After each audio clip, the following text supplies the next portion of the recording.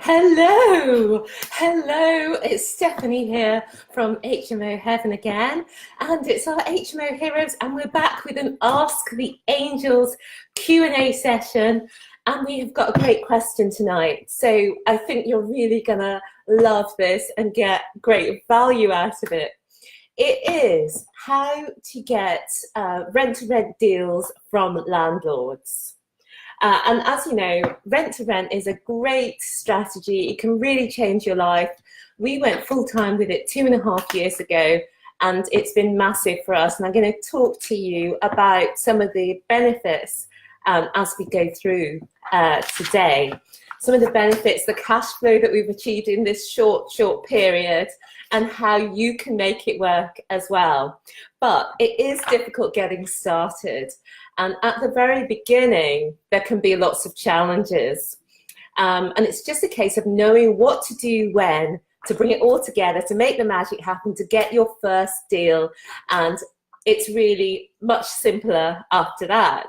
So I just want to say a quick hi to Paul, Ryan and Sean that I can see are watching. If you're watching as well, give me a thumbs up and I'll give you a little shout out. So because we're live, it means that if you've got a question as well, you can ask that question in the comments and I will answer those questions. All the ones that we've got time for tonight, I will answer, and then I'll come on the next time and answer any that we don't get time for tonight. So, oh, thanks. Somebody's given me a love heart. Thank you so much. We love that. Okay, so I'm going to get straight in and crack on with Jordan Baldwin's question, because I know lots of you will totally be able to relate to this, and certainly when we started we found this as well. So this is Jordan's question, which I've also put in the side of the video. I don't know if you can see the text that's next to the video, and this is the question that we had in from Jordan. He says, hi, I'm a rent-to-renter in Birmingham who has done lots of training, and currently I'm looking for deals. However, I would appreciate if you could help me. I can see single let landlords using our service because we can offer them more rent due to turning into an HMO. However, that's in capitals. However, when it's already an HMO, I struggle to see why the landlords would use us, as we can't give them what they're getting now because we need to make a profit, brackets, minimum £100 per room per month. Every offer I give to landlords on Spare Room about using my service, every single time they say the offer is too low, so they won't use us. Have you got any advice, please? Because I'm very stuck. Okay, so that is a great question. If you've also experienced that response from landlords, just click the thumbs up button to agree. So yeah, it's a common problem. The first issue in this scenario is that you're going in cold. Cold sales are always more difficult than warm sales. So let's say you're an HMO landlord, you've got your property on Spare Room, you're charging £400 a room for your 5-bedroom property, so you're expecting £2,000. That expectation is set in your mind, £2,000, this property is worth £2,000, okay? So when you pop up, who the person doesn't know, has never you know, you've never met this person before, you don't know who they are, you're the landlord and you're sitting there, oh, this guy's a joker, he's coming in with, you know, say for example £1,500 or whatever. So that's why it's not working, Jordan. It's not what you're doing, it's just that cold scenario with an offer that's too low. That's why that's happening. So there's two things that I want to say now, is that first of all, you think that when somebody is running an HMO, that they're getting top rent for it, that they're actually achieving more than what you could offer as a rent-to-renter. And that's not true. That's the first thing to say. I'm going to give you two examples that have happened to us recently. These are exact examples from landlords who've called us up recently. These are the details of what they're actually receiving. And you know, it would be easy for a rent-to-rent to offer more. So I'm going to explain that to you first so you get an idea of what goes on. And then what I'm going to come back to you is how to deal with this situation that you're experiencing on spare room so that you get a better result. Okay, and hi Jordan, I can see that you're on. I'm glad you're seeing this live, Jordan. And what you said is this is a massive barrier for me and it's holding me back. Okay, well after this video it won't be holding you back anymore and you'll know exactly what to do to achieve the results you want to achieve. So I'm going to read. Oh, this isn't working very well, is it? No. Right, I'm going to read this out as examples of two landlords that we've talked to in the last couple of weeks. So one of them has a 7-bedroom property. So what I call the mythical gross rent. This is the rent that if every room was rented out at the rent rate which they're looking for, which is £350 a room, which is a bit lower than we would hope for. Then they would be getting £2,450 a month. So this is what landlords have got in their mind. We're all human. That's the number we've got in our mind. The next thing is that currently they've only got 3.5 rooms let out because it's 4 rooms let out, but one person's paying a low rent. So the actual gross rent that they're receiving is £1,160. Next, they've got management fees. Now, again, you've got to explain this to the landlords that it's not 10% plus VAT, it's actually around 15% that most landlords, minimum 15% that most landlords would be paying 15% of the gross rent that's being achieved because you've got the 10%, then you've got the VAT, then you've got the tenancy fine fees, and you've got the additions onto the maintenance and so on. That's going to, at a minimum, be 15% of the gross rent. So they've got 174, which is the agency fees that they're paying. They've got maintenance to pay. These figures I actually got from the landlord. £150 council tax. I'm not going to read it all out because it's kind of boring. The bottom line is that at the end of all that, the costs of running that HMO are 676. And because it's not fully let, it's only bringing in 1,160. Then the estimated net rent there is 484, and that's before the person pays their mortgage. So you can see that person's actually losing money. Now this is on an HMO, a 7-bed property, 5 years after the refurb, and this is the problem, that when she first refurbished this property, had it let out with a letting agent, it was doing fine. Now 5 years on, this is the problem. 4 people in, only 3.5 paying.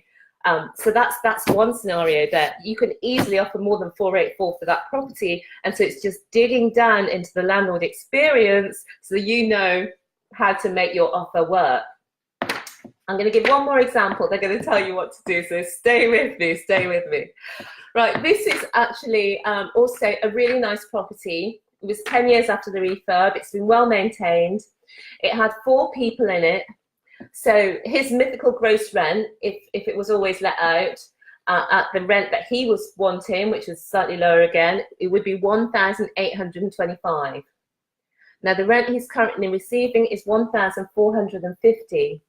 Then after all the costs, management costs, because he's using a letting agent, council tax, gas, electricity, blah, blah, blah, his total cost is £744 to run the HMO. Then his estimated net rent is 706. Right, so again, we were easily able to offer more than that and make good money because our rents will be higher as well. So just wanted to explain that is how we can offer more, because most HMOs are not running at their optimum level. Are you with me? So therefore it means that you're able to offer more. So as I said, don't assume. I've got my notes down here so that I don't miss anything off, because I want to make sure that you've got everything you need. Don't assume that because they're already an HMO that they're getting the rent listed. Even in spite of when they have, even in spite of that, even knowing their costs, because they must know their own costs, when they're getting £200 gross, even if you were to offer £1,500 on spare room, they still think, hey, hang on a minute, why is it £500 short? So that's because you're comparing apples with pears. You're comparing the gross rent they're comparing the gross rent with the net rent. And that's what you've got to show them. What you have to remind them is that gross rent, I mean, you wouldn't use these words, that gross rent is a mythical creature because that's actually never seen, right? The bills are real. And at the moment, the landlord can't see the bills. So how you to get around this is you've got to warm up. You've either got to warm up your cold leads, these cold leads on spare room, or you've got to get warm leads. And I'm going to show you both options. So first of all, how do you warm up the cold leads on spare room? How can you make it so that you are able to go in with your offer and it's not totally dismissed? So it's the 3 B's. Number 1, you believe in you, believe in the value of the service that you're offering and its value to the person who you're talking to. So you know your value and show your value in everything you do. So you believe in yourself, you be the best version of yourself with no BS. Because then people can totally relate to that and know that you're going to do what you say you're going to do. And the last one is be persistent, because you've got to expect that when you're asking the landlords, a lot of people are going to say no. And you're persistent because you're looking for the one that is the right fit with you, the one that's going to get you off the starting blocks, the one that's going to be your first step to financial freedom. So you're looking for the one and you've got to be persistent because most deals are not going to work. So you've got to keep going until you find the one that works. So going into the spare room scenario now, what the landlords want is they want to let their properties quickly. They want to let them ideally to a long-term tenant, and they want to let them to somebody who's going to look after the property and pay the rent on time. So essentially, that is what you've got to offer when you're on spare room. Now, I personally find it's better to do this on the phone. So if there's a phone number on their spare room ad, I would give them a call rather than stick on the email, which can make things a bit more stilted. So the first thing is you're just going in, I've seen your property on spare room, okay. We're looking for, say if it's a 5-bedroom, we're looking for 5-bedroom properties. We pay the guaranteed rent, even if the rooms are not full. We pay all the bills. I'm looking at the notes, but normally I know all this off by heart, but it's something about having the video camera looking at you. We pay all the utility bills, the council tax, the gas, electricity, water, Wi-Fi, TV license. We pay all the maintenance, and we ensure your property is professionally managed and maintained. Now, what's normally going to happen with that is after you've said that, the landlords are going to cut to the chase. And the most important thing that they want to know, and I'm sure you found this, Jordan, is this what happens, that they immediately go in with, well, how much rent are you going to pay me? So here's the important answer to that question is, the rent that we're going to pay you is going to match the net rent that you're currently paying after all the bills. Now, that's an important thing to say. So the rent that we're going to pay you is going to match the net rent that you're currently receiving after paying all the bills. And we're going to pay all the bills for you. So for the landlord, it's total certainty. They know what rent they're going to get every month. And also, they know that they're not going to have additional costs that they weren't expecting. So if it's a very bad winter, or the winter's extended into January, February, March, or what have you, and the tenants have got the heating on 24/7 tropical, that bill's not coming to them. So that's all the things that you're showing that your pears and these are apples. So your rent is not to be compared with other people's rent. You're going to give them the best net rent, and it's going to be certain. So what I often say on that call, after I say that we're going to match the net rent that they're currently getting after the bills, that the next thing I say is that it's just a matter of agreeing a rent that you're happy with. And if I come and look at the property, I'll be able to tell you what guaranteed rent we can offer you. Now, really, nobody is going to turn that down, or few people are going to turn that down. And we find that, you know, we do get a lot of viewings. Now, depending how the conversation is going, because remember, this is a cold lead. This is a person you've called. It's not a person calling you. I would then ask, well, we don't call people cold, but in this instance, I would then ask, can I ask you a few questions about the property? And then I would go into all my property questions, because that's going to help us. That's going to give us a lot of information there. Knowing what the costs of the property are, what the history of the property is, who's managing the property, if the property's full, if there's any problem tenants. We've got a list of questions that we go through when we've got any landlords that are on the phone with us, and they're usually really happy to tell you about all this stuff, well, when they're calling you. So if you want me to delve into the questions, I've got the questions here as well. Just let me know in the comments and I can put those out there. But for now, what I'm going to do is move on. So to summarize, Jordan, and anyone else who's in this position that you're trying to get your first lead and you're on spare room, you've to help the landlord to see that the gross rent is different to the net rent. You're not preaching or teaching. What you're doing is you're just saying, I can match the net of what you're currently paying after all the bills, okay? And then you're offering to come round and have a look and let them know what that net rent's going to be. And you've also set out to them what your service is, which is that it's full management, and basically it's total peace of mind for them for 5 years, or however many years it is. It's total peace of mind for the length of the contract, and all the bills are paid and the minor maintenance is done. Okay, so that's how you get to a viewing. And if you get the possibility, ask about the property. So that's how to deal with a cold lead. So if you've got any questions about that or anything's unclear, just let me know. So compare that to dealing with a warm lead. So this is what I think that you really should be doing, Jordan, and anyone else who's looking for their first deal. Compare that to a warm lead where the landlord calls you. You send them a letter in the post in which you demonstrate your value and what you can offer, and when they call you, it's much easier, because nobody calls you because they're delighted with the service that they're already receiving and because they've got no problems at all. Everyone's calling you for a reason, and all you then have to do is find out what the reason is, and then you're able to solve the problem. So it's just a much easier and better conversation. So how to make that happen, okay? How to make that happen. You know what I'm going to say. You know we're known for the perfectly crafted magnetic marketing letter to landlords, where you're speaking directly to your perfect customer, and you know from all your other conversations with landlords and from our own experience as landlords, we know exactly what problems they're facing in our local area. So the first thing is that we've gotten 2/3 of all our properties through marketing letters. And watch right to the end of this video, where I'm going to share with you how to get our current marketing letter. We're going to put together a little pack where it explains to you how to write your own marketing letters, what to put in them.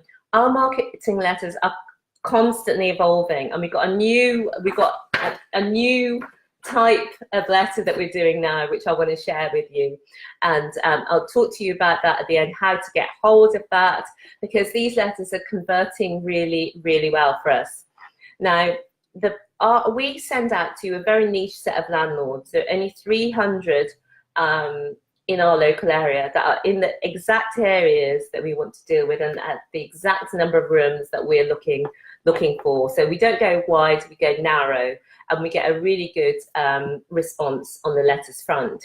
And some people have been receiving our letters for, you know, over a year and a half when they start calling us, you know, and that's fine. So you have to, two things you've got to do: keep evolving the type of letter that you're writing, and also keep sending the letters. So I'm just going to talk 2 secs on the sort of massive returns that you can get on sending these marketing letters. So we've spent less than £2,000 on these, sending the letters. Over, maybe about a year and a half, 2 years we've been sending the letters. And this has brought in, at the moment, I've just totaled this up today, just over £23,000 a month. This is gross. 23 grand a month, just over £276,000 a year, and over 1,300,000 and odd over the 5-year contracts that we have. So, and on top of that, we've got, at the moment, we're working through 5 inquiries. That could bring on another 3 properties. How we're looking at things at the moment, I think 2 are not quite right for us. We're looking at another 3 properties to bring on an additional just over 6 grand a month. And this is in addition to the properties that we already own, or that we got a personal introduction to, that we were referred to in terms of management through a letting agent or through a friend or what have you. So the most calls that we've ever had from one marketing letter was 22 people called us after a letter that was sent to 300 people. So in direct marketing terms, that's a fantastic return. Remember, for each letter, you only need one person. You only need one deal to really to make money and to make the whole thing worthwhile. So just wanted to say that, because you might feel like, well, so many people are sending letters, is it worthwhile? And lots of people are getting no response to their letters now. I need to just quickly talk to you about that. One of our landlords, he saves up all the letters that he gets through. He saves up all the letters he gets through from different companies who want to rent out his property on this same basis. And you know what? He sent me through, I don't want to show them on camera in case I give away anyone's branding or something, but he sends me through all these letters. And rather, he sends me through, he brings them when we have meetings or whatever, he brings the letters.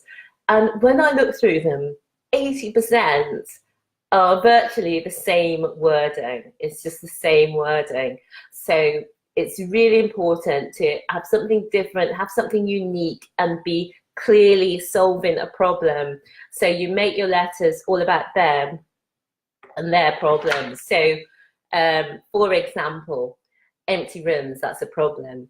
Tenant calls at day and night, that's a problem. These are the sort of things, maybe each letter can have one theme. And these are the things I'll be talking about in this letter writing pack, so that you can write letters that are totally different from other people's letters. And we'll put our letters in this pack as well as an example of what's really worked for us. And then you can adapt that to make it really, really work for you and for your area, because each area has its different challenges. And that's what you need to focus on. So you've got to think there's the head side of things. They don't want to be losing money through the empty rooms. They don't want to be taking the calls at the weekend. They don't want all the hassle with the maintenance. And there's the heart things, that they want to be proud of their property investment. They want their property investment to work well without them. And you're offering both of those things. And those things need to come over in the letter that you send. And if you can make that happen, you can connect with people's inner desires. It's not just about the it's not just about what's on the surface. It's about being that person or that company who's delivering something special. So, you know, in our case, we say total peace of mind, because when your property is with us, you don't have to worry about anything. For those 5 years, we will worry about everything. So things like the other day, we were at a property, and this property is being managed by a letting agent, and the landlord was showing us around. And the landlord said to us that she was going to the property on a weekly basis to do the recycling and cleaning, which is ridiculous, because the letting agent, who's taking the 10% plus VAT fee, which, as I've told you, is like 15% minimum in actual fact, is taking that fee, but has told her that they're not responsible for the recycling. They're not responsible for that. So when we do it, we do everything. The person will have to go there to clean or work out the recycling. So we do everything. So it's apples and pears, you know. And we can still offer that person better money than she's getting there at the moment. So it's crazy. You've got to have real confidence in what your offering is, that you're delivering a better service than is out there at the moment from some of the letting agencies. And the people, the landlords who are calling you, you know for sure that whatever service they're receiving at the moment is not up to par, otherwise they wouldn't be on the phone. So just a couple tips when the landlords call you. It's very much the same. You give your proposal in 1 or 2 sentences, what you're offering, and then you ask them, Can you tell me a bit about the property? And then you go through all the questions that we ask to, you go through all the questions that we ask to the landlord so that we can find out more about the properties. Now, Jordan, just want to ask you, has that covered what you were looking for?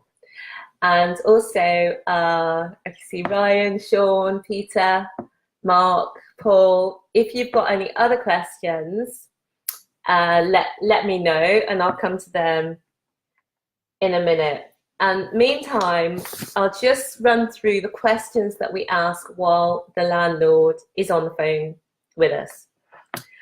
If they give us permission, because the first thing is, after you've got their name, okay, and you want to say, where did you hear about us? Because sometimes it will be the letters, but sometimes it'll be another reason they've been referred by somebody or so on. So it's good to find out where they've heard from.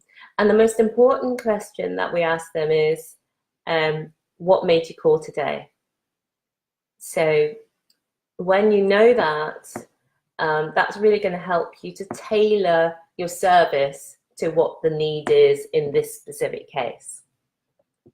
Obviously, you go through the property address and then the number of bedrooms, showers, toilets, receptions, whether it's got an HMO license, how many people the license is for, depending what your area you're in and if it needs a license. And then you want to go through the current situation, if it's being managed by an agent, what the fees are, what tenants are in at the moment, what the rents are, how much are they approx, and you know, just so you've got a really good picture of what's going on with the house before you even step up for the viewing. But again, all these things are much easier to find out when you're on a warm call. That's when somebody is calling you. Now, I know that we did have another question, and it was, I'll just come to it in a minute. It was,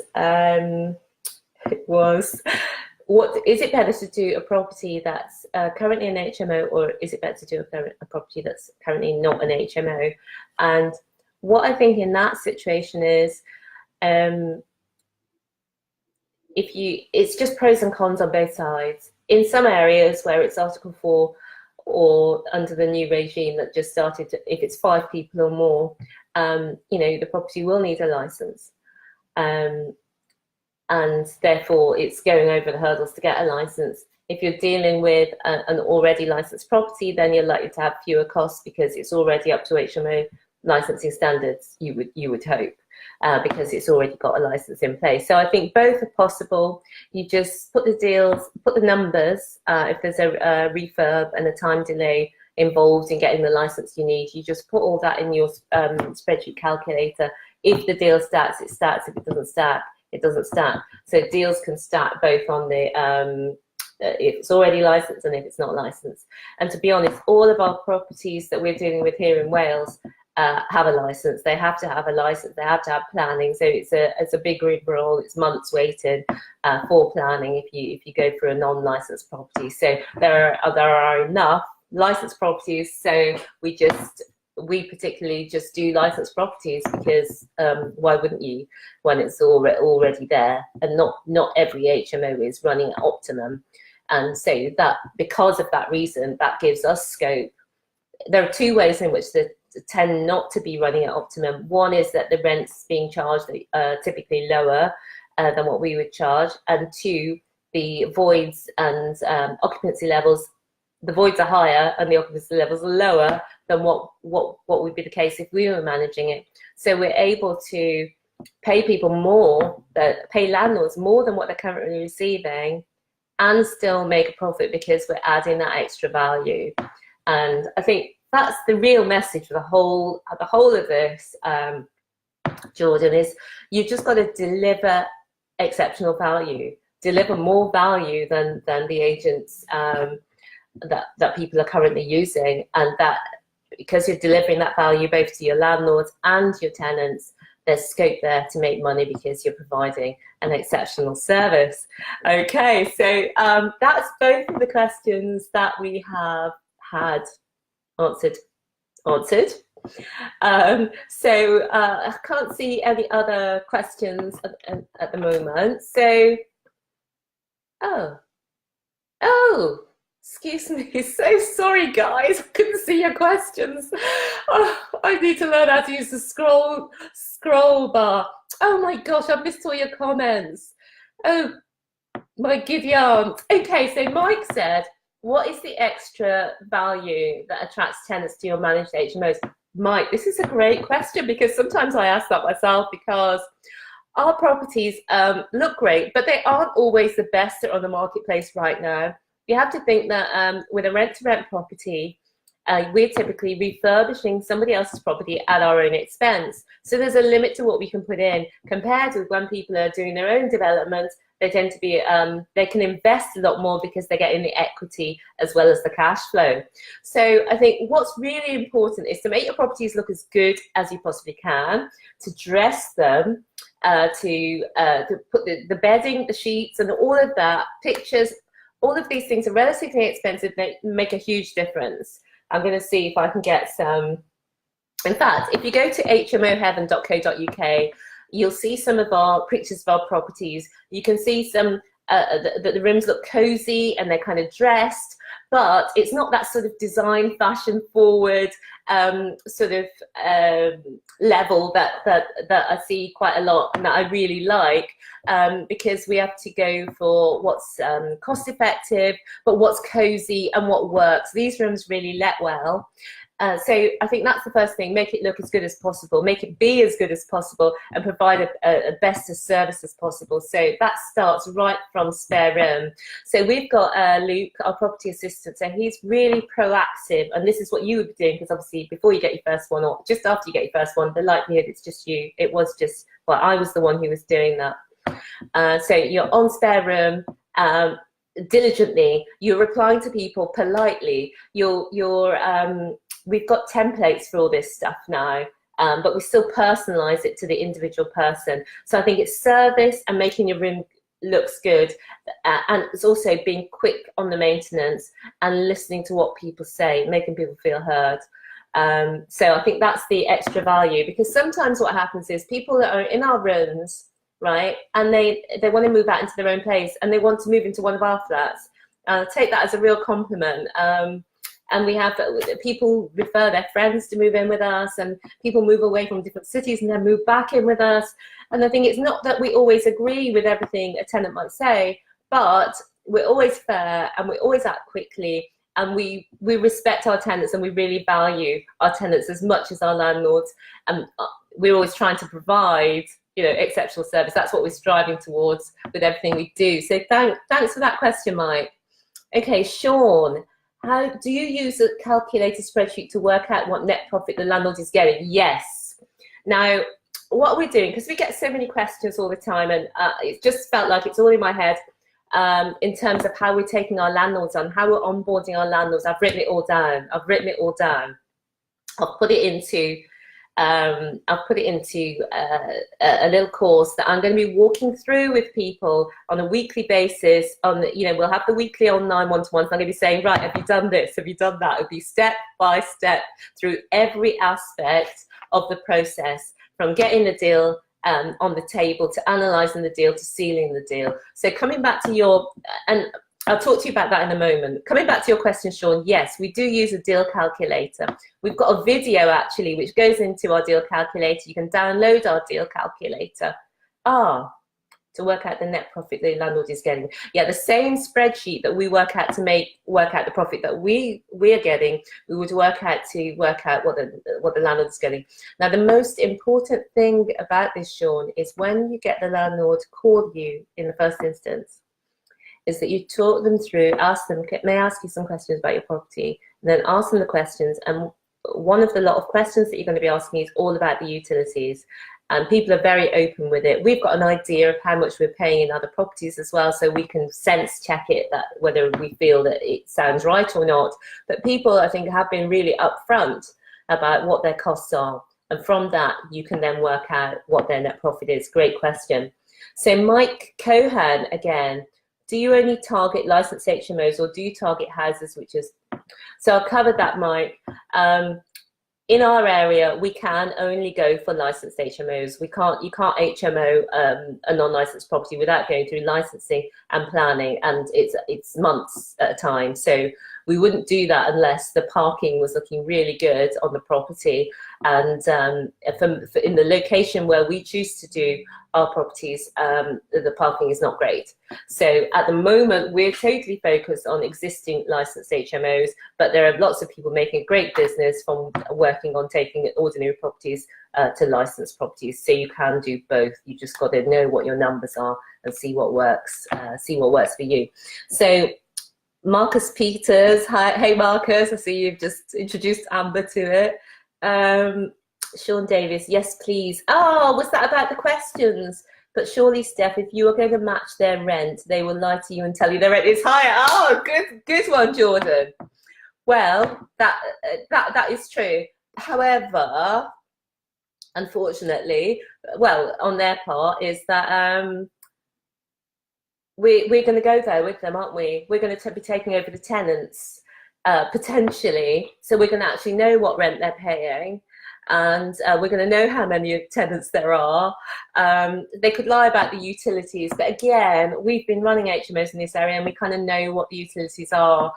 What we find is that when you've got them on the phone, when you've got people on the phone on the first call, when they're calling you because they've got a problem with their HMO, they really want to be upfront and tell you the ins and outs of it. In fact, they enjoy, people enjoy having somebody who's interested and who understands what the problems are, because we get what the problems are. We know how HMOs can go downhill. We've seen it so many times. So yeah, I like that question. But typically we have found that they don't do that. Hey, James, if you're still on, hello. That's our mortgage broker. But I'm not talking about it. I don't want to jinx it. We've got a deal going through at the moment. So keep everything crossed for us. Cannot wait to come on once we've got this property in the bag. But I want to wait till it's in the bag before I start talking about it. It would be great to see those costs itemized later to help understand all the costs that they have to deal with. Okay, Mike. We've got the deal analyzer spreadsheet. There's a whole video to it. I'm going to put a link to the video below. It's the same video because it's the same cost that you have, that your landlord has. Well, the same items on the list. It'll be different amounts because we also, when we're working out a deal, we put in 3% for management. Even though we are doing the management, we still have management costs. We've got our management software. We've got the time of our staff and our team and other costs. So that same spreadsheet will work on both sides. Brilliant. I think I've now covered all the questions. Did you create your own? So got a question from Sean Davis. Thanks for this, Sean. Did you create your own deal calculator spreadsheet that shows landlords their net profit? So what we do for that, Sean, is we've got a template. So when we go out to the viewing, okay, we then come back to our office, put all the rest of the numbers in the spreadsheet and work out what the landlord's net rent is. Then we put a little table into an email that we send to them, which sort of explains how amazing our service is, how it compares with what they've got now, and then we put the side by side. In fact, it's a bit like this. Let me see if I can show you on the screen. Let me see. I hope there's nothing. It's nothing personal to a specific property, nothing identifiable. So it's like that, Sean, that we would put something along those lines using, we don't put in mythical gross rent. I've just put that in to explain it to you. I've just put in what they're currently getting compared with what it would be under us, and what with us, the advantages, they get that every month. Like, for example, they could lose more tenants or they could lose money with what they're currently getting. And Ernest Ibe has asked, what systems do you have in place for those tenant emergency calls? Do you personally delegate, and what operating procedures do you have? Excellent question. Now, I know many people outsource the tenant emergency calls. So all our tenants emergency calls go to a landline number which diverts to a mobile. Now, we have very few emergencies, okay? So maybe 1 or 2 per year. But the reason we have very few emergencies is because we've now what's the word? We've now put this into our check-in. Our check-in, we've now got an online check-in checklist where we go through things in quite a lot more detail than we used to. So we've got our online management software. So nearly everything that the tenants want any maintenance on, they can put on the online management software. The one we use is called Arthur, but there are other great systems as well. They can put that on there with photos anytime, day or night. So they know that they should only call, out of hours as an emergency if it is an emergency and it requires attention right then and there. So there aren't very many emergencies. So at the moment, we manage it within the team. So the number that the phone diverts to is one of us in the team, and we deal with that. But yeah, that's an easily outsourceable thing. Ernest, what do you do? Are you running a rent-to-rent at the moment, or I just wondered why you were asking if you get a chance to have a look. Right, guys, I think I've now answered all the questions. Sorry that I did not see them for such a long talk. You think I've never done this live business before. But thank you so much for joining me live. It's been fabulous and it's been great. Thanks for all the interactions. Give me a thumbs up before we go. Now, a couple of things. So I mentioned that we've had great results with our previous letters. We've got new letters now, different kind of style, and we're going to put these into a little pack. If you would be interested in getting one of those, there will be a small fee attached. Very small compared with what the rewards are. Put your name, just leave your name in the comments, and just put your name as a comment, and we can, when we get that ready, we'll let you know and we'll send it out to you. Now, the second thing that I want to tell you about before we sign off is that we have also put together this package that I mentioned earlier, which is a fantastic opportunity. It's called Get Your First Deal. So it's everything that we've talked about and more. Tips, scripts, templates, everything to get your warm leads over, to get you warm leads and to get those leads over the line with deals that work for you and also work for your landlords as well. So yeah, it's a full package, all written down, but we'll also have weekly coaching, because you may have already been on a training course and have all the information, but you're still not able to move forward. And partly that is just about the mindset, being in with a group of people who are doing it. And the first group that we run through this training, two things: we're going to have a very small group, and you're going to have weekly online coaching with me, where I see how you're doing each week and make sure that that you've completed all the steps. So I think people will really like that accountability. So if you're interested in that, it's called Get Your First Deal, okay? Like it says on the tin. And I'm going to put a link in the comments of the video where you can register to get an email when that goes live. Now, this course is going to make you thousands, but it's not going to cost you thousands, okay? It's going to be very affordable, and I can't wait to give you more details about it. So just register there if you're interested. Now I'm going to bring it to a close. I don't think I've missed any more. Oh, blimey. Oh, I have missed more questions. Well, what did you create? Sorry. What software is that? The software that we use is called Arthur Property Management System. It's an online tenant and property management system. What we really love about it is that all our tenants, we can house all the tenant documents and property documents online. So everything, when we check our tenants in, we can say, look, all of your manuals, certificates, everything for this property is all online there. And also we have all their personal documents, which only the individual tenant and ourselves can access. So everything's there and online. It's a great audit trail to show that you've given the deposit cert, and all of the other things we need to give. It's all online, and we love that. I'm interested in the first deal package. Oh, great, Jordan. I think you've already signed up. I think you were mentioning. So interested. Yeah, content as always. Oh, great content as always. Thanks, Ernest. Look, I'm gonna cut it off there, guys. If you really like this and you know other people who'd be useful, please share this with them or invite them to the group. We'd love to have them on board and involved. And I'm going to put the links below so you can sign up with the things that you are interested in and follow up. And I'm going to put links to the letter writing, the original letter writing YouTube video that I did, where you can download the original letters that we were sending out, and the deal calculator, Sean, that you wanted. I'm going to put that in below, which you can use to work out your landlord's net rent. So to summarize, guys, I know you all want to have your dinner and get on with your life and stuff. To summarize, going back to Jordan's question, to take on a property that is already an HMO, you're looking to offer something that's better than the net rent. And the most important way of sealing your deal is to get warm leads. Best way to get warm leads is direct landlord letters that meet a certain criteria, and that criteria is that they speak to what landlords want.